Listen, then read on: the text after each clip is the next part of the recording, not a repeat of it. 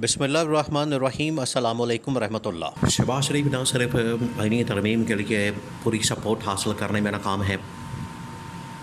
आइनी तरमीम करने के लिए जो मतलूबा नंबर चाहिए, जो तादाद चाहिए, वो शहबाज शरीफ उसको हासिल करने में नाकाम है, बल्कि अब इत्तेहादी जमातों की जानिब से शहबाज शरीफ के ऊपर अदम एतमाद का इजहार किया गया है और शहबाज शरीफ की पॉलिसीज़ को, शहबाज शरीफ की नाकामी को,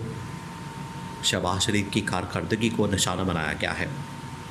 और शहबाज शरीफ को ये बता दिया गया है, एहसास दिला दिया गया है कि आपकी कारकर्दगी भी ज़ीरो है, आपकी परफॉर्मेंस भी ज़ीरो है और आपकी ये नाकामी जो है वो आवाम के कौम के गले पड़ चुकी है। सबसे पहले तो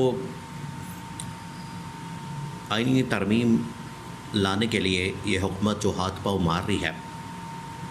इसके लिए इनके पास 208 या 10 सीटें मौजूद हैं और ये 8 सीटें अगर मौलाना फजल रहमान के मिल जाती हैं तो उसके बाद कोई 4-5 सीटें और चाहिए होंगी, जिसके बाद ये आइनी तरमीम करने के बाद कादी फ़ाइज़ ईसा को एक्सटेंशन दे सकते हैं। कादी फ़ाइज़ ईसा को एक्सटेंशन, कादी फ़ाइज़ ईसा ने तो वैसे ही मान लिया है कि अगर पूरी अदालत को, तमाम जजेस को, पूरी अदलिया को एक्सटेंशन दी जाती है तो फिर मैं एक्सटेंशन लेने के लिए तैयार हूँ। लेकिन अगर एक बंदे को एक्सटेंशन देनी है, मेरी ज़ात को एक्सटेंशन देनी है, तो फिर मैं एक्सटेंशन लेने के लिए तैयार नहीं हूँ। ये कादी फ़ाइज़ ईसा ने बता दिया है। तो इसका मतलब ये तो उन्होंने इनडायरेक्टली बता दिया है कि बिल्कुल मैं एक्सटेंशन लेना चाहता हूँ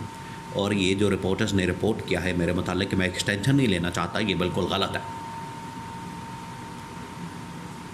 अब हुकूमत जो है वो एक्सटेंशन के लिए इसको आइन के अंदर तरमीम करनी पड़ेगी और एक पूरा जुडिशल पैकेज तैयार किया जा रहा है, जो कि आइन के अंदर तरमीम के बाद ही जुडिशल पैकेज लाया जा सकता है और उन तरमीम को पाकिस्तान के अंदर लागू किया जा सकता है और उसकी वजह से ये एक्सटेंशन का पूरा प्रोग्राम तमाम जजेस के लिए निकाल सकते हैं। अब एक्सटेंशन का ये जो प्रोग्राम है ये इस वजह से किया जा रहा है ताकि हुकूमत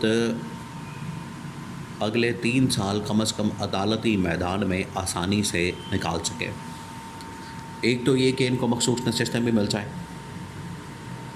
जजेस की तादाद को बढ़ा दिया जाए, बैलेंस ऑफ पावर जो है उसको किया जाए, अपने हक़ में किया जाए, इमरान खान को भी माइनस रखने का पूरा प्रोग्राम किया जाए और अगर कोई फ़ैसला नून लीग के ख़िलाफ़ आता है तो उसको भी मैनेज किया जा सके। ये मकसद है असल में आइनी तरमीम करने का और चीफ जस्टिस कादी फ़ाइज़ ईसा को एक्सटेंशन देने का। लेकिन इसके ऊपर ना सिर्फ पीपल्स पार्टी परेशान है बल्कि MQM वाले भी परेशान हैं और उन्होंने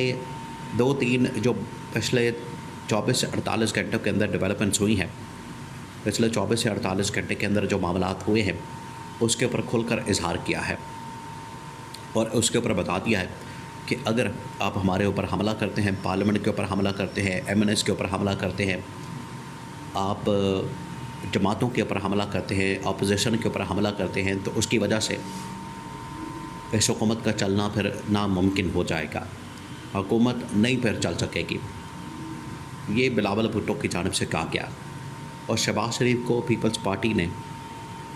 ना सिर्फ उस दिन जिस दिन ये डिनर का एहतमाम किया गया,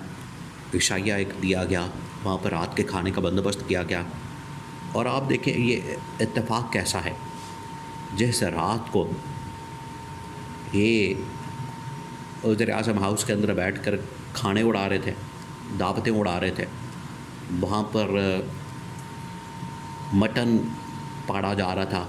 गोश्त चल रहा था, मछली चल रही थी, उसी रात को इन्होंने पार्लियामान के ऊपर हमला कर दिया,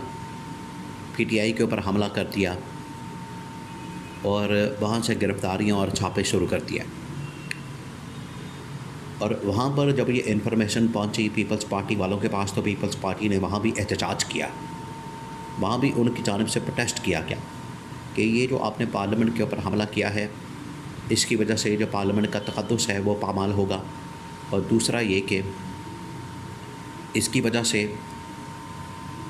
आगे मुस्तक़बिल में आप भी महफूज नहीं रह सकेंगे। और मुस्तक़बिल में अगर आपकी गवर्नमेंट आती है, हुकूमत आती है, मुस्तक़बिल में भी आपने हुकूमत में आना है या अपोजिशन के अंदर जाना है, या आप अपोजिशन के अंदर जाते हैं और पीटीआई की हुकूमत आ जाती है। देखिए, अपोजिशन जो होती है वो असल में गवर्नमेंट इन वेटिंग होती है, उसकी बारी लगी होती है, आखिरकार उसी ने गवर्नमेंट में आना है। तो उन्होंने कहा है कि अगर पीटीआई गवर्नमेंट में आ जाती है और आप अपोजिशन में चले जाते हैं तो फिर आपको भी इसी किस्म के क्रैकडाउन का, गिरफ्तारियों का, छापों का सामना करना पड़ेगा। अब ये ख्वाजा आसिफ या शहबाज शरीफ क्या लॉजिक देते हैं कि देखें जी, हमारे ऊपर भी इसी तरह के हमले किए गए, हमने भी इस तरह की चीज़ों को बर्दाश्त किया, हमने भी गिरफ्तारियाँ देखी, हमने भी छापे भुगते, हमने भी जेलें काटी। इसका मतलब ये थोड़ी है कि आप यहाँ पर बैठकर हुकूमत में आके तो इंतकाम लेना शुरू कर दें। आपके अंदर जो इंतकाम की आग है उसको ठंडा करना शुरू कर दें। आपके अंदर जो इंतकाम की आग भड़क रही है उसको आप ठंडा करें। तो ये आप मुल्क चलाने के लिए हुकूमत के अंदर आए हैं, ना कि अपने इंतकाम की आग को ठंडा करने के लिए। ये वहाँ पर बातें की गई है और इस बात का जवाब दिया गया है और इस बात का जवाब मांगा गया है शहबाज शरीफ से। अब इमरान खान तो जेल के अंदर है, पाबंद सलासल है। इमरान खान ने कहा कि मैंने तो सियासी जमातों के साथ राब्ते के लिए, मुज़ाकरात के लिए महमूद खान अचकज़ई को टास्क दिया था, जिम्मेदारी दी थी, और मैंने पीटीआई के 6 लोगों को ये जिम्मेदारी दी थी कि आपने इस्टेब्लिशमेंट के साथ बात करनी है। मैं तो पैरेलल तमाम इदारों के साथ बात कर रहा था, मैं तो उनके साथ कम्युनिकेशन कर रहा था, बातचीत कर रहा था, लेकिन आपने ऐसा लोचा तला है, ऐसा काम डाला है कि सारा कुछ डी ट्रैक हो गया। हर चीज़ पटरी से उतर गई है, हर चीज़ की वजह से मसला पैदा हो गया है और हर चीज़ की वजह से जो इशू है वो आ गया है। अब इसको ट्रैक के ऊपर लाने के लिए, इसको बाकायदा पटरी के ऊपर लाने के लिए दोबारा मेहनत करने की ज़रूरत है। और ना सिर्फ इमरान खान और पीटीआई के जो 10 एमएनए हैं उनको रिहा किया जाए, उनको छोड़ा जाए, इनके ऊपर क्रैकडाउन ख़त्म किया जाए, गिरफ्तारियाँ, छापे ख़त्म किया जाए, बल्कि इमरान खान को भी रिहा किया जाए और इमरान खान को भी छोड़ा जाए, ताकि मुल्क के अंदर एक साजगार माहौल पैदा हो। अगर आप ये नहीं कर सकते तो फिर इस्तीफ़ा दिए और घर जाए। ये पीपल्स पार्टी ने और जितनी अपोजिशन और जितनी इत्तेहादी जमातें हैं, उन्होंने शहबाज शरीफ को कैटेगोरिकली इस्तीफ़े का पैगाम